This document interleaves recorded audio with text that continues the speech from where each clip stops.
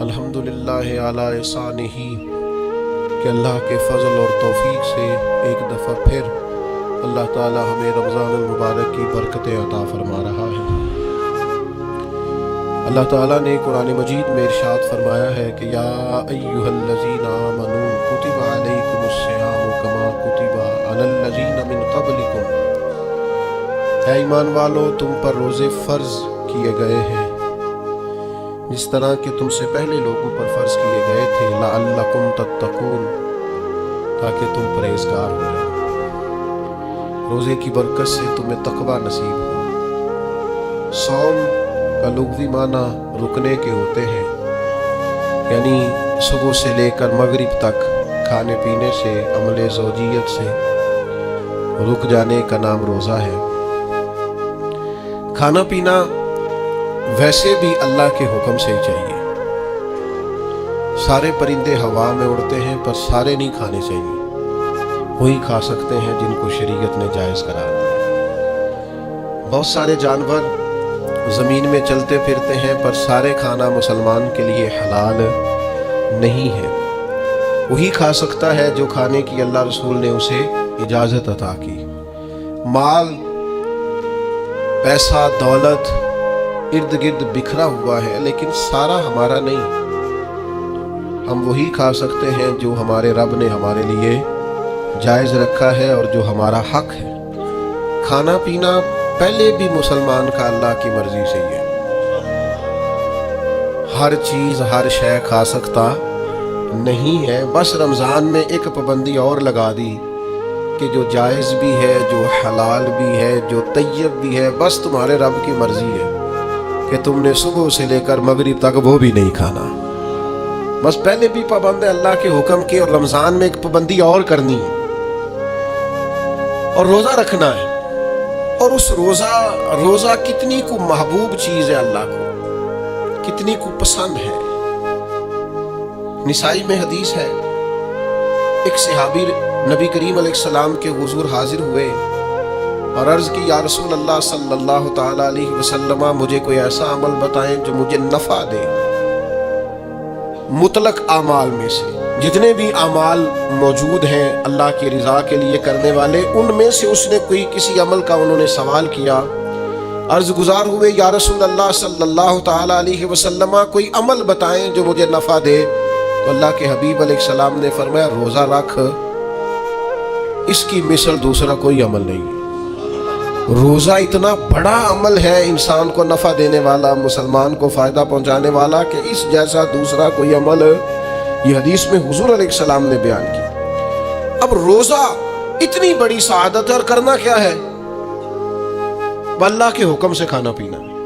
جس وقت اس نے کھانے سے روک دیا اس وقت رک جانا ہے، جس وقت اجازت دی ہے اس وقت کھا لینا ہے، لیکن نفع اتنا ہوگا کہ حضور فرماتے ہیں اس جیسا دوسرا عمل ہی کوئی نہیں، اتنا فائدہ مند کام ہے۔ روزے بڑی غنیمت ہے۔ رمضان المبارک کا مہینہ بڑی سعادت ہے۔ آپ اندازہ فرمائیے کہ نبی پاک علیہ السلام نے حضرت سلمان فارسی رضی اللہ تعالیٰ عنہ فرماتے ہیں رمضان سے ایک دن پہلے خطبہ دیا تھا باقاعدہ، اور ہمیں حضور نے رمضان کی عظمتوں سے آگاہ کیا تھا۔ رمضان المبارک سعادت افروز گھڑیاں ہوتی ہیں، اس کا لمحہ لمحہ برکت ہوتا ہے، اس کی ایک ایک ساتھ خدا کا انعام لے کے آتی ہے۔ رمضان المبارک کی ایک ایک گھڑی بخشش، مغفرت، اللہ کی عطا، اللہ کا کرم، اللہ تبارک و تعالیٰ کی رحمتوں سے بھرپور ہوتی، ایسے جیسے چاروں جانب خدا کی رحمت کا می برس رہا ہوتا ہے۔ بس جن کی جھولیاں پھیلی ہوئی ہوں گی اور جن کے دامن کھلے ہوئے ہوں گے وہ اپنے دامن رحمت الہی سے بھرپور کر لیں گے۔ لیکن سادی سی بات ہے بھائی، جو آدمی سویا رہے، غافل رہے، اٹھ کے اپنے کمرے کا دروازہ ہی نہ کھولے تو سورج اتنا مرضی چمک رہا ہو اسے کوئی فائدہ حاصل ہوتا نہیں، اسے کوئی روشنی نصیب ہوتی نہیں، کیونکہ وہ تو اٹھا ہی نہیں، جاگا ہی نہیں، بیدار ہی نہیں ہوا۔ صبح کی آب و ہوا بڑی ٹھنڈی ہوتی ہے، بڑی صحت افزا ہوتی، لیکن اگر کوئی لوگ غافل ہی رہے اس میں اور صبح اٹھے ہی نہ، سیر کرے ہی نہ، فجر کو نکلے ہی نہ، اس کی غفلت، उस पर तारी रहे। तो जितना मर्जी सुबह का सवेरा हो, जितनी मर्जी राहतें और रहमतें हो, उसे उससे नफा हासिल होता वो तो उसी को होगा जो उठेगा, आंख खोलेगा। तो अच्छी तरह समझ लीजिएगा, रमजानुल मुबारक की सादतें इतनी बड़ी हैं, बरकतें इतनी ज्यादा हैं कि हुजूर अलैहिस्सलातु सलाम ने फरमाया नफल का सवाब फर्ज के बराबर, फर्ज का सवाब 70 गुना बढ़ा के दिया जाएगा। लेकिन अगर कोई गाफिल का गाफिल ही रहा, उस बेचारे का मोबाइल रमजान में भी बंद नहीं हुआ, ला यानी बेमकसद बेमाना चीजें, लगवियात और अबस चीजों में उसने रमजान भी गुजार दिया, तो सादतें तो बरस रही थी, सूरज तो नूर का चमक रहा था, रोशनी तो फैल गई, सादत अफरोज घड़ियां तो आ चुकी थी, पर इसने अपनी आंख को ही नहीं खोला, गाफिल का गाफिल रहा।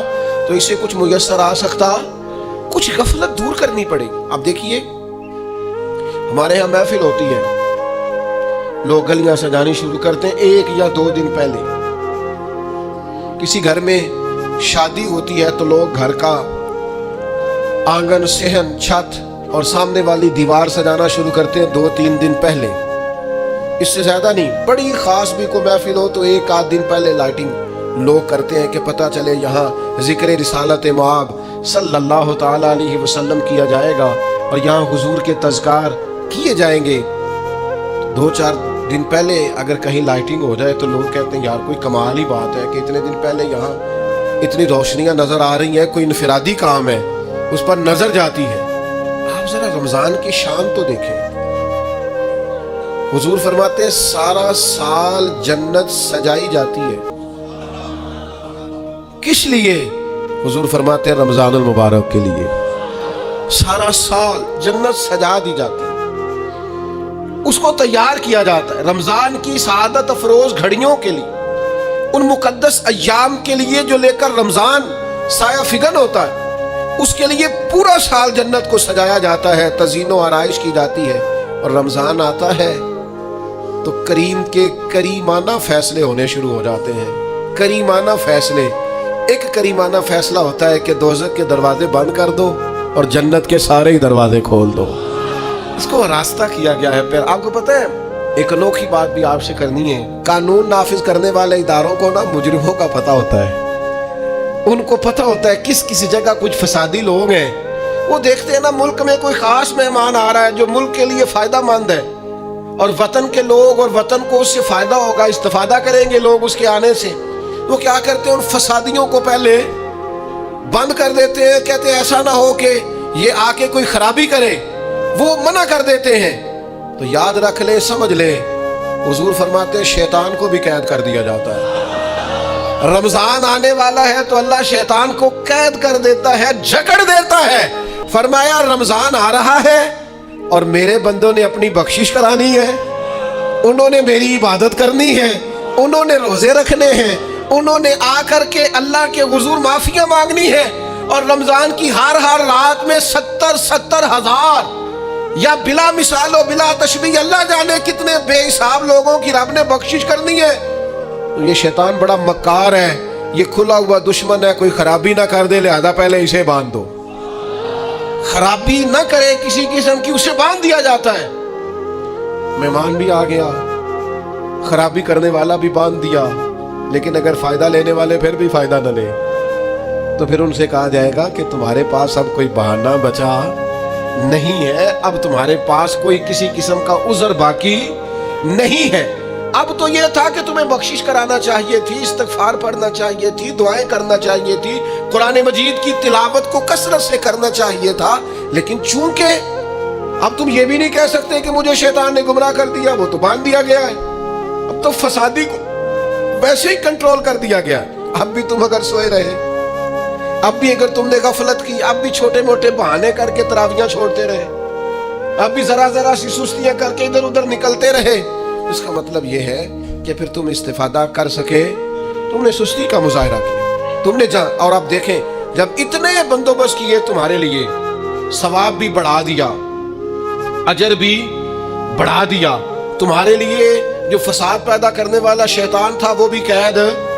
लेकिन अगर तुम फिर भी अमल ना करो, फिर भी मस्जिद ना हो, तो फिर हदीस पाक सुन ले। इस तर्ज की शायद ये मुनफरद हदीस है कुतुब हदीस, اور تقریباً تمام کتب احادیث میں موجود ہے۔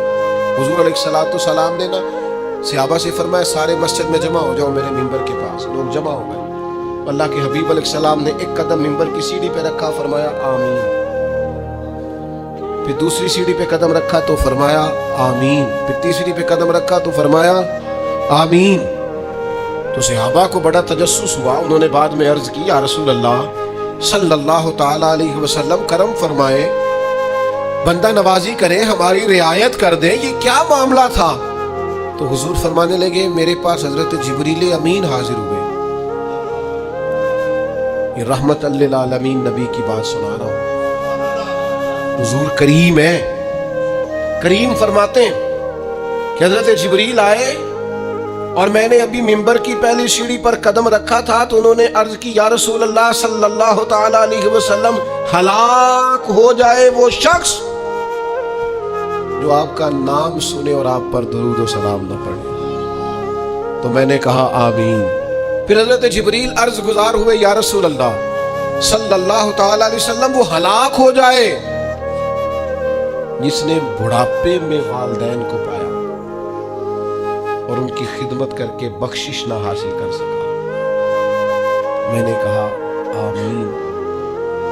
کریم فرمانے لگے پھر حضرت جبریل نے عرض کی یا رسول اللہ ہلاک ہو جائے وہ شخص جس کو زندگی میں رمضان ملا، جس کو اس ماہ نور و سرور شہر رمضان الذی انزل فیہ القرآن، رمضان کا وہ مہینہ جس میں ہم نے قرآن نازل کیا، جس کو ماہ مبارک، ماہ نور و سرور، ماہ طیب، ماہ مبارک رمضان ملا، پھر وہ اپنی بخشش نہ کرا سکا، وہ ہلاک ہو جائے۔ تو حضور فرماتے میں نے بھی کہا آمین۔ اللہ تعالیٰ ہم سب کو محفوظ فرمائے۔ میں عرض کر چکا ہوں کہ جب ثواب بھی بڑھا دیا گیا اور جب طاقت بھی بڑھا دی گئی عبادت کی اور جب برکتیں بھی زیادہ ہو گئیں، نعمتیں بھی زیادہ ہو گئیں، رکاوٹ ڈالنے والا، رخنا ڈالنے والا شیطان بھی قید کر دیا گیا، تو اب بھی کوئی شخص اگر توجہ ہی نہ کرے، رجوع ہی نہ کرے، تو پھر اس کے لیے یہ حکم آیا کہ وہ ہلاک ہو جائے، پھر وہ برباد ہو جائے۔ جب اتنی سعادتیں موجود ہیں، اتنے بندوبست کیے گئے ہیں، جنت کو سجایا گیا، رمضان شریف میں 2-4 کام ضرور کرنے۔ ایک تو روزہ رکھنا۔ کچھ ہمارے پنجابی بہانے بھی ہیں، پنجابی بہانے، میں جی مزدوری کرنی ہوتی ہے نا، میں روزہ تو نہیں نہ رکھوں۔ اللہ نے نہیں سی پتا کہ مزدوری کرنی ہے تو اللہ نے کیوں فرض کیا روزہ؟ ہلکے سے لوگ بیمار ہوتے ہیں، بالکل معمولی سے، کوئی ایسا عذر نہیں، روزہ چھوڑ دیتے ہیں۔ ذرا سی باتیں لے کر لوگ، آپ یقین کریں، اہمیت کو نہیں سمجھتے، اور بعض صرف سست ہیں، غافل ہیں، منہ پھیرے ہوئے۔ اگر یہ ایک حدیث سمجھ میں آ جائے نا، ترغیب و ترہیب میں اور دیگر کتب حدیث میں بھی موجود ہے، حضور نے فرمایا جس نے رمضان کا ایک روزہ چھوڑ دیا، زندگی بھر بھی روزے رکھے، وہ فضیلت نہیں پا سکتا جو رمضان کا روزہ سے فضیلت اسے مل رہی۔ اتنی بڑی بات ہے، آپ اس کو سمجھ لیں، اتنے سعادت افروز روزے ہیں رمضان کے۔ تو کوشش کریں، اپنے آپ کو مینج کریں، مینٹین کریں چیزوں کو، اپنی صحت کا خیال کریں۔ میں تو دوستوں سے کہا کرتا ہوں رمضان سے پہلے جو ایام ہے، پہلے سے بڑھ کر اپنی طبیعت کا خیال رکھیں تاکہ رمضان میں کوئی کسی قسم کی طبیعت میں بھی کمزوری پیدا نہ ہو اور صحیح صحت مندی کے ساتھ انسان رمضان شریف کے روزے گزار سکے۔ دوسری بات ہے رمضان میں خوب قرآن مجید پڑھنا۔ شہر رمضان الذی انزل فیہ القرآن، رمضان ہی کا تو وہ مہینہ جس میں قرآن نازل کیا گیا۔ نبی کریم صلی اللہ تعالی علیہ وسلم رمضان المبارک میں حضرت جبریل امین علیہ السلام کے ساتھ قرآن مجید کا دور فرمایا کرتے۔ حضور حضرت جبریل کو پارا سناتے اور جناب جبریل نبی کریم علیہ السلام کو سناتے۔ یہ دور ہوتا ہے قرآن مجید کا۔ اللہ نے کتنی زیادہ توفیق دی ہے، ہر مسجد میں تراویح میں قرآن پڑھا جاتا ہے۔ تھوڑی ہمت کریں، تھوڑی کوشش کریں۔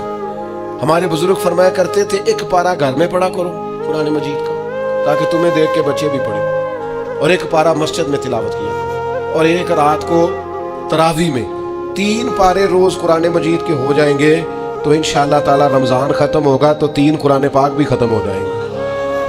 یہ ارادہ کریں، یہ پروگرام بنا، خوب قرآن مجید سے دلچسپی پیدا کریں۔ تیسرا کام رمضان میں جو کرنے والا ہے وہ ہے کثرت سے استغفار۔ کچھ غلطیاں نا ہم کرنا نہیں چاہتے ہم سے ہو جاتی ہیں،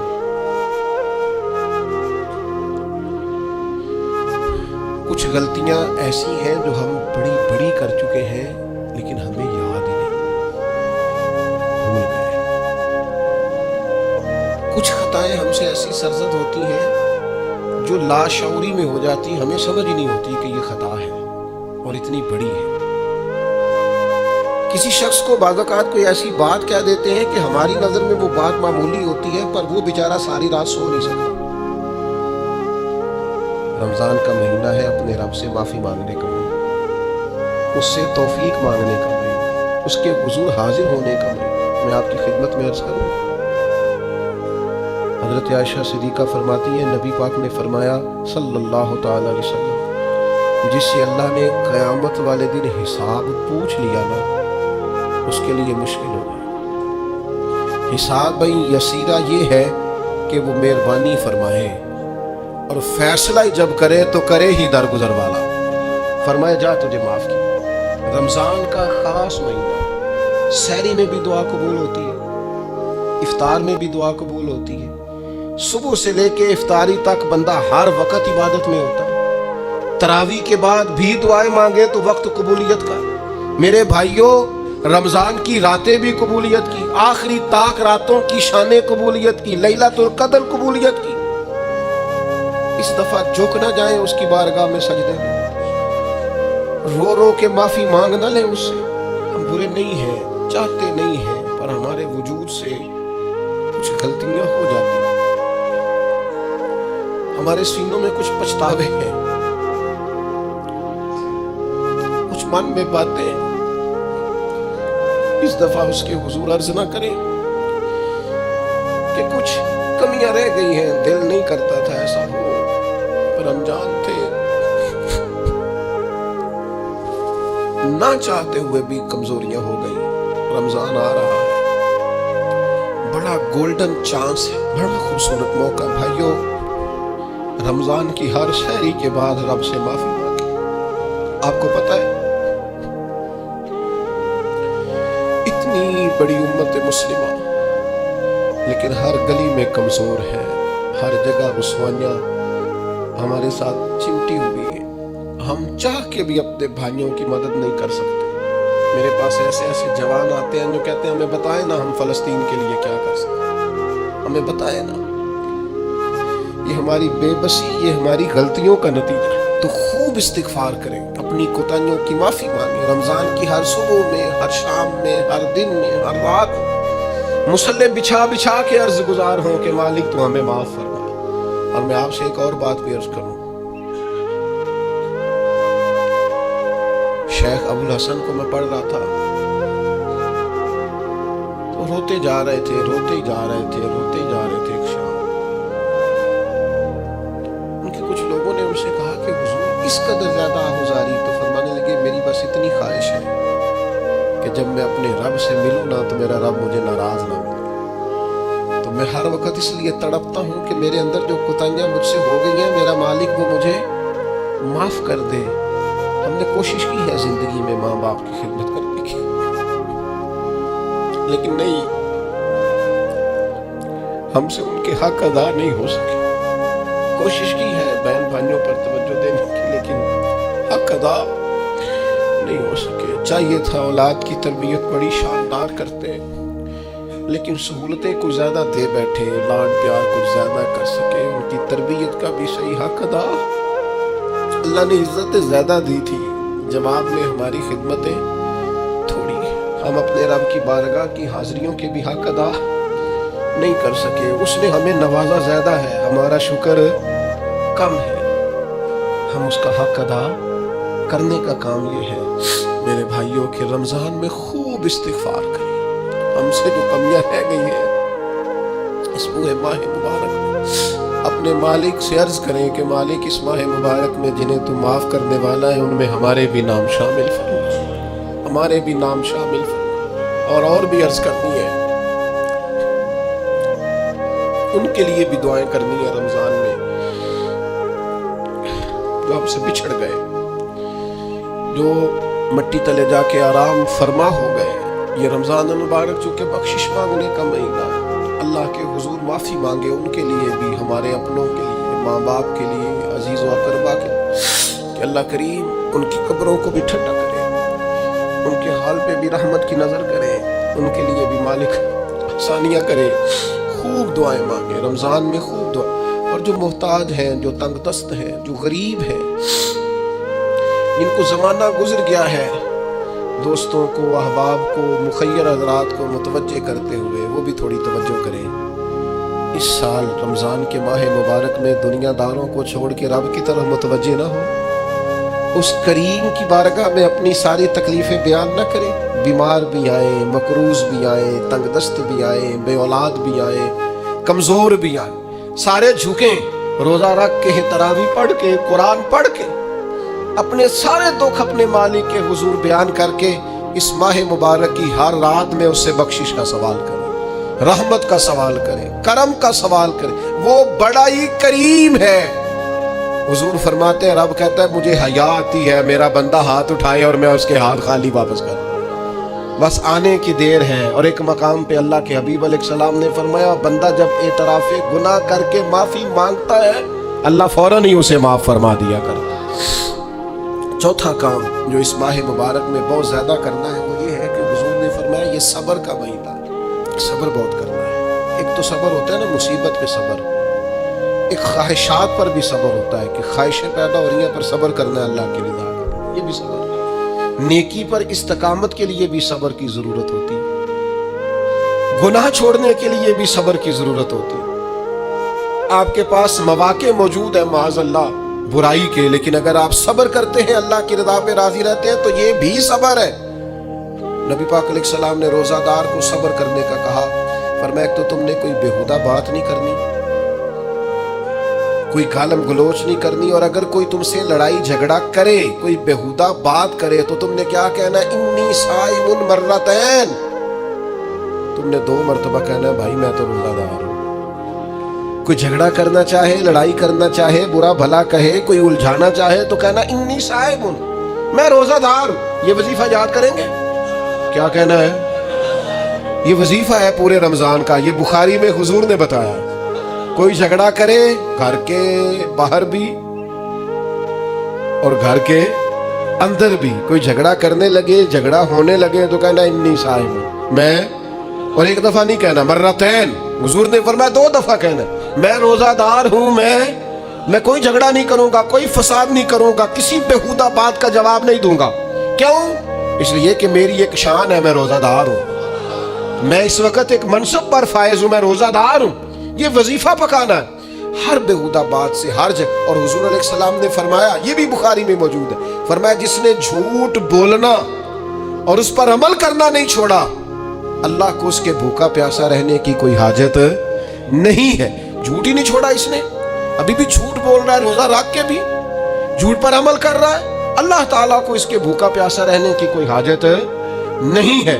تو روزہ رکھنا ہے، پھر اس کی تھوڑی سی حفاظت بھی کرنی۔ پھر آگے چلیے، 5ویں گزارش، نبی پاک نے فرمایا رمضان غم خاری کا مہینہ۔ آپ کو پتہ ہے جو بندہ روزہ نہ رکھ سکے کسی خاص مجبوری کی وجہ سے، بیماری کی وجہ سے، کسی عذر کی وجہ سے، تو قرآن مجید نے کیا کہا، وہ ایک مسکین کو کھانا کھلائے۔ روزے کا فدیہ یہ ہے کہ پھر وہ کیا کرے، روزہ نہیں رکھ سکتا تو مسکین کی خدمت کرے۔ شرعی حکم یہ ہے کہ کسی نے اگر روزہ توڑ دیا رمضان کا تو 60 روزے رکھے کفارے میں، 60 نہیں رکھ سکتا تو پھر 60 مسکینوں کو کھانا کھلائے۔ تو بار بار روزے میں مسکین کا ذکر آ رہا ہے۔